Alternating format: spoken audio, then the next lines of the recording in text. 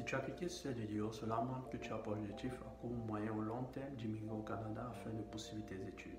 Alors si tel est le cas, je t'invite à suivre cette vidéo jusqu'à la fin. Je te donnerai toutes les astuces te permettant de pouvoir parvenir bien mener ton projet d'immigration. Alors on se prend juste après le générique pour plus de détails.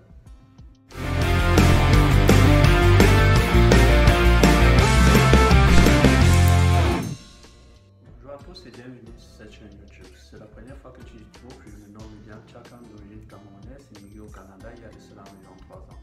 Sur cette chaîne, nous parlons essentiellement d'immigration, d'études et d'investissement au Canada. Alors c'est une thématique qui t'intéresse, je t'invite à faire 3 choses. Premièrement, à liker la vidéo, à t'abonner à la chaîne et à la partager au maximum. Ceci permet à l'algorithme de YouTube de mieux référencer l'admission dans un établissement d'enseignement désigné au Canada. Comme nous l'avons vu dans la précédente vidéo, d'ailleurs si tu ne l'as pas encore vue, je t'invite à aller la regarder. Je mets le lien juste en bas de la description.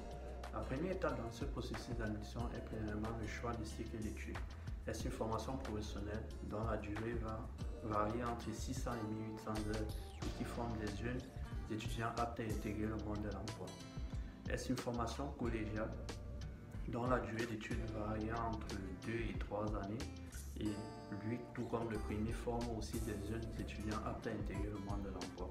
Ou est-ce une formation universitaire où nous pouvons, qui débouche par un baccalauréat dont la durée varie entre 3 et 4 ans, une maîtrise de 2 ans environ ou un doctorat de 2 à 3 ans? Ce processus est le choix de la filière.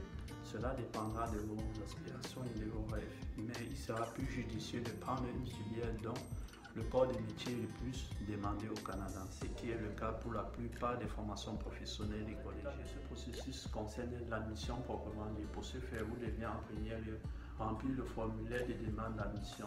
Vous trouverez ce formulaire sur le site internet de l'établissement de votre choix. Je vous ai mis en bas dans la description le répertoire des centres de formation collégiale, professionnelle et universitaire de l'île de Montréal. Vous y trouverez tous les établissements recensés et selon votre choix, vous pourrez avoir accès à la demande d'admission que vous allez remplir. En deuxième lieu, vous devez y adjoindre les frais d'admission qui varient entre 50 et 200 dollars canadiens. En troisième lieu, vous devez y adjoindre votre passeport, une copie de votre diplôme de fin d'études secondaires et tous les relevés de code obtenus à l'université.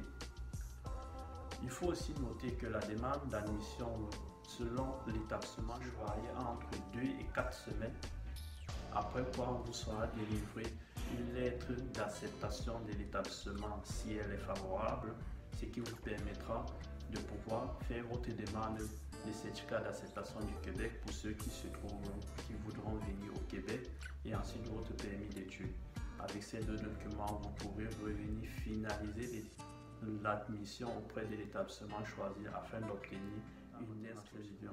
Premièrement, il faut noter que la validité du permis d'études qui vous sera accordé ou de votre visa de résidence qui vous permettra de venir étudier au Canada est fonction de la durée du programme d'études choisi.